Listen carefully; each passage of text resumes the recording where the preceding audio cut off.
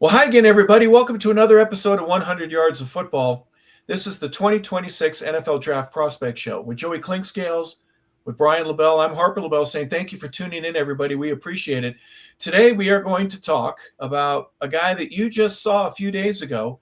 We're recording here right now on the 28th of January. And last week on Monday, we were talking really about a guy that played in the national championship at the University of Miami, 6'3", 288-pound defensive end / edge rusher / he can do it all on the defensive line. It's Akheem Mesidor, guy that you are very familiar with if you're familiar with Miami football and how good they've been over the past couple of years. He wears number 3, and again, 6'3".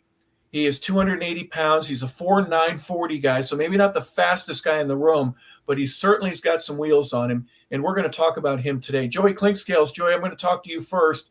Here's a guy that can play, in my opinion, tackle, maybe a 3 or 5 technique. He can go to a 7. He can play outside as a 9. I'm not sure if you'd want to zone blitz and drop him out and let a linebacker or a safety go on a blitz and just drop him in coverage in the middle of the field and just kind of watch and make sure that nobody catches anything over him. But he certainly has the versatility, the strength, the coaching, and so many other things, the heart, the want to, if you will.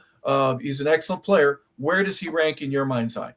Well, you covered a lot of base there, and I do think I'm not sure he would make a living at tackle for me. Although in certain schemes I would put him there, especially if he's rushing over a guard. You know, if he's rushing over a guard in certain schemes, that would probably benefit him because of his athleticism.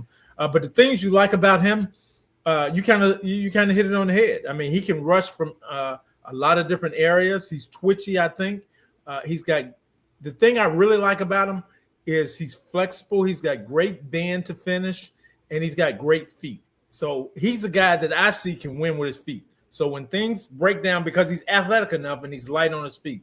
So when those tackles, when he's running games and he's got to get around, he's got to get over a linebacker or a tackle that's swinging outside, and he's got to get over. He's got nice feet to be able to do that smoothly, and then he's got that initial first step quickness to burst to the quarterback. Even in the championship game, you could see him bend the edge. He almost got a sack fumble on the quarterback because he was able to get low, keep his explosion, and explode toward the quarterback. And he almost got that strip fumble in the game. But he's a guy that doesn't play well considerably or a lot versus doubles. But when he's one-on-one or when there's a late double at him, he's got the speed and the quickness to bend the edge. So I'm not really concerned about the 4'9", 40 because I see initial quickness. I see a suddenness in his play. I see an athlete that's pretty light on his feet. I see a guy that will show explosive hands when he's engaged, and he can reset the line of scrimmage because for a guy that size, he plays with leverage. He can bend his knees. He gets lower than the defender, and he can get movement because he's got strong hands. Yeah, he's got so many different things. 12.5 sacks, 63 tackles on the year, 4 forced fumbles. Brian, he's always around the ball. And one thing before we went on the air, we were talking about Jason Taylor as his coach. And if anything, you get a Hall of Fame guy that knows what it takes to play at the highest level. To me, I think Jason's greatest gift is his ability to say, hey, man, you need a second move. And if you have a second move in college or a third move, you're going to be plug and play because everybody's going to know you've got one move. But if you can swim, if you can power around guy, if you can hip thrust somebody, whatever your move is, let's work on another one and see where that takes it. But obviously the coaching is a real key for you. What was it, 50 sacks that the Miami Hurricanes had this year? They got after the quarterback. They're averaging 4 or 5 sacks a ball game. Yeah, I will say this. I think having Jason Taylor kind of smoothed the transition because at West Virginia, he was a 3-tech. He was an inside guy, right? He lost some weight. He got a little faster. And I think if you watch his tape, the reason why he's so good inside is because he learned how to play the position. He was very good at it. But they saw something and they said, hey, we feel like you play outside. And a lot of the bend, a lot of the quickness, a lot of the get off, a lot of the hands, I think a lot of that is directly from Jason Taylor kind of teaching him, hey, this is what I did. And if you can institute this into what you do, I think you're going to be a tremendously better football player. And I think it worked wonders.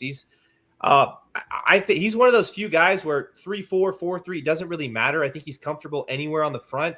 I think he's comfortable, like you mentioned, out wide. His confidence is through the roof at this point too, because there's just Indiana couldn't block him. Right, It was him and Bain, and I understand. I think he kind of gets overshadowed a little bit because Ruben Bain might be the best, defensive lineman in this draft class.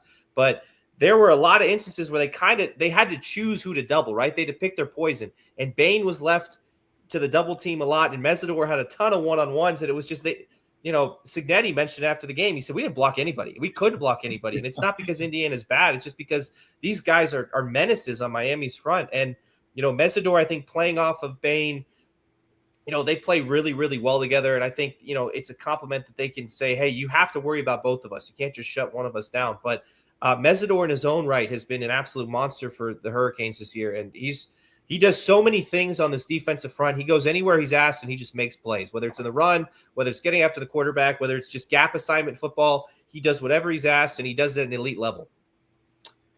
Bain has 9.5 sacks on the year. We mentioned Mesidor has 12.5. That's 21, 22 between them, and they had 50. So other people are participating too. A lot of times you give attention to either one of those two guys, and someone else is going to get to the quarterback. That's where Jason Taylor, in my opinion, just masters some things. Joey, you mentioned feet just a short minute ago. Allow me real quick. There's a guy named John Tonelli that I got to play golf with. He was a wing for the LA Kings back in the day. He'd won a couple Stanley Cups when he was playing for the New York Islanders. I said, John, what's your game centered around? What do you do that makes you good enough to where coaches are never going to cut you and you can keep playing as long as you can skate? He said, when I get in the corners, I keep my feet moving. I have high knees and I just keep churning my feet. And you reminded me, we were talking about his feet. Just keep your feet moving. Don't get stuck in one place. Is that a portion of what you were talking about? I'm talking about good feet where you've got balance, you've got power, you've got leverage. You get thrown off, but you can easily recover and do those. Yes, that's part of a good feet too. But keeping your feet moving and getting somewhere, whether it's to the quarterback or going and find the ball, are those key factors as well for you? Oh, without a question, without a doubt. I mean, your feet, especially for a defensive lineman and especially a defensive end who's a pass rusher, are very important because a lot of times, once you face contact, the average players, once they face contact, their feet stop going forward. They start going lateral. This guy is athletic enough. It's just like, I'll give you another example. All the great golfers, the Tiger Woodses, the Rory McIlroys, the other kid that's winning all the tournaments now, they all have great feel. They have the Scotty Schefflers, they all have great hands. And golfers, that's what you got to have. You got to have great hands. They got to have soft hands. And in football, you have to have great feet. That's just like a DB. A DB that's got great feet and great hips, you got to understand, you have a receiver coming at you full speed. And I always say, and I'm getting off topic here a little bit, that the defensive back is the hardest position to play in football because you have the best athlete coming at you as fast as he can and you're backpedaling, okay? And your job is to get out of that break and chase this guy down the field and stay in phase. So the great ones, the Deion Sanders, the Rod Woodsons, the Darrelle Reeveses, they were all able to do those kind of things and at a really high level. This kid has, in my opinion, he has really good feet. So when he's not stuck often on blocks because his feet are good enough to get him out of trouble. And being well coached, Brian, is another portion of this where get to somewhere other than where you are, right? I mean, naturally he's able to do that. He's just a wrecking ball on film. Let me ask you this. Is there a portion of his game where he's kind of a tweener? What I mean is he's too small to play tackle at a consistent level, but yet maybe too heavy to play at an edge at that consistent level. Is that a plus or a minus for him in terms of being about 280 right now? Does he need to get up to 300 or does he go down to 265? Is there anything that you see that would change him from being a utility pocket knife guy that can play anywhere on the defensive line to where he's going to be a specialist and play in one place and be a Pro Bowler in that position? One thing about the NFL is there's injuries left to right. Football is like that. Guys are going to get banged up. Guys are going to get hurt. And he's kind of a jack of all trades up front. So if you're going to need to move him around, if you need to put somebody inside, need that little depth, someone's missing, whatever, you can move him all over the place. I think that's one of his strengths is he's very good everywhere that he's put on the defensive line. I think smaller guys have been able to play inside and have success. I mean, Aaron Donald, for example, that's an extreme case, but he's been one of the best defensive players to ever do it. And everybody said he's undersized, right? He's too small. He needs to put on some weight. He's not tall enough, whatever it was, but it really doesn't matter. If you're good enough, if you have the skills, if you have the tools, and I think he has the tools, the intangibles are there, right? When you look at his hands, we just spent 4 minutes talking about his feet, and it's great. He's very deliberate too. I'll notice he doesn't waste a lot of movement with his feet. He gets where he needs to go. He puts his foot in the ground. He does it quickly. And I think you can put him anywhere because he's been successful everywhere, right? If you go back and watch, Miami moved him all over the field. The only thing they didn't do is drop him back and have him play safety. So again, I think he's too good at everything. Now at the next level, they might want to specialize him a little bit, but he's shown that he's a very good pass rusher. Because if you think about it, he hasn't been doing it very long, right? The ability to put his hand in the dirt and get on the outside and get around a guy. I think the only problem with that is I think he needs to develop more of a secondary move and kind of be able to adapt and change with the flow of the game and get around a guy. But other than that, I mean, there's nothing you see with him that makes you think that he can't do, all those things at the next level. He does a good job of not killing grass. And what I mean by that term, I mean, he's not, even with versus contact, he's not killing, he's not in the same spot. He's always moving. So he's not killing grass. I was good at killing grass. I just didn't move very much at all. I know exactly what that meant. And I was on the wrong end of that.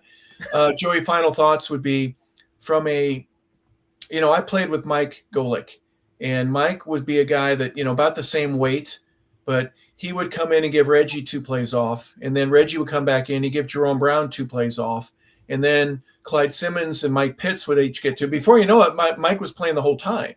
And while those guys were trying to stay fresh, that rotation aspect of it, is that something that you see at least early in his career that at 280 you can play just about anywhere and do a job for a couple of plays, especially in certain circumstances when it's 3rd and 9, you bring him in and let him play in the middle and go against a guard or a center. Let's see how his speed goes around that because they're not going to run. So let's move him in positions to where we can take advantage of his speed, his power, his agility, and his great feet. Is that something that's important for you? Well, I think he comes in and he's a one-position player. Now I think he evolves into that. If they already have a pass rusher that's really good, then that's going to be that guy's job. They're going to put that guy on a guy that they feel like is the weak link and let him rush. This guy will probably look like he rushes better from the right side than the left side most of the time. But I'm not saying he's always going to be a right end, but I do think he's going to come in as an end and he's going to play there.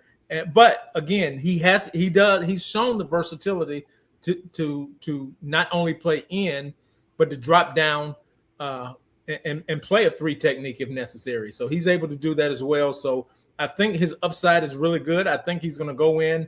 I think he's going to be a mid to late first round pick, and he's going to have a chance to go in. And whomever picks this guy, he'll have a chance to start because, again, I feel like he's twitchy. He's got enough speed off the edge to dip his inside shoulder and get around the tackle. Every now and again, he'll flash a little bit of speed to power where he's able to get off really quick, get the guy in a back pedal, take his inside arm and push the guy down and run toward the quarterback. So he does show a little bit of variety in his pass move. He gives you speed and speed to power, which are the 2 main things you need as a move, as a rush. But now you have to find the 3rd move because, again, when you're in the National Football League, those offensive tackles look at tape too. So they're going to know how to defend him. They're going to know his strengths and his weaknesses as well as he does. Brian, he's from Ottawa, Canada, beautiful city. Maybe played a little hockey in his day, so he's got some athleticism for obvious reasons. Goes to West Virginia and then transfers over to Miami. Does that pedigree of going to Miami, was that a difference maker for you, for a guy that gets to play just a week ago in the national championship game and all of those 16 games that they were a part of? Does that help in his draft status to where, hey, we've seen him go against so many different players and he excels against all of them. We want to take him in the first round. I think it helps him in the sense that nobody was talking about Miami being back, right? Bringing back the U and the defense and the prowess and the star power, whatever. Nobody was bringing that up when Mesidor wasn't here on campus, right? He was a huge part of this.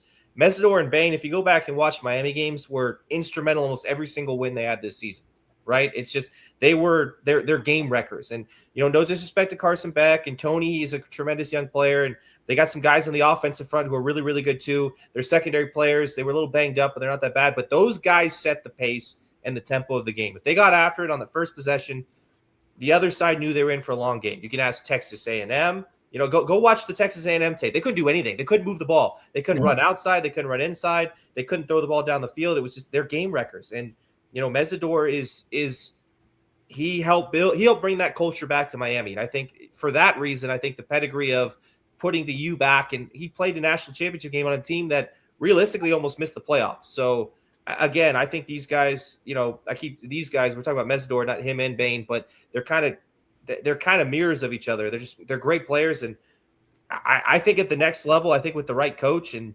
wherever he ends up, I think he's going to be tremendously talented. And I think if he has any issues and he needs to develop a move, I'm pretty sure he's going to have Jason Taylor on speed dial and he's going to answer the phone, and they're going to probably be having a lot of late night conversations trying to figure out, what he needs to do to improve. Yeah. Yeah. I told you, Akheem, you got to get the third move down. I told you, it's about time you listen to me. Now I'm not cheap. There you go. Right? Yeah. All that money that you made. Well, Akheem Mesidor played in the national championship. You may have seen him wearing number 3 there for the University of Miami. 6'3", 280-pounder motor. He's the guy that you'd want to have coming off your bus first. One of those guys, right? If defense speaks and you win championship with defense, he would certainly be an additional piece to your puzzle on any NFL roster that would make you just a little bit better. That's the goal, and that's the reason why we're here. 100 Yards of Football, we want to talk about all these great draft prospects on the 2026 NFL Prospect Show. And today we're talking about Akheem Mesidor with Joey Clinkscales, with Brian LeBel. I'm Harper LeBel saying thank you for tuning in, everybody. We really appreciate it. And please like or subscribe to the show and share it with somebody else. We'd appreciate that very much. But in the meanwhile, that's the end of this one. We want to say thank you for tuning in.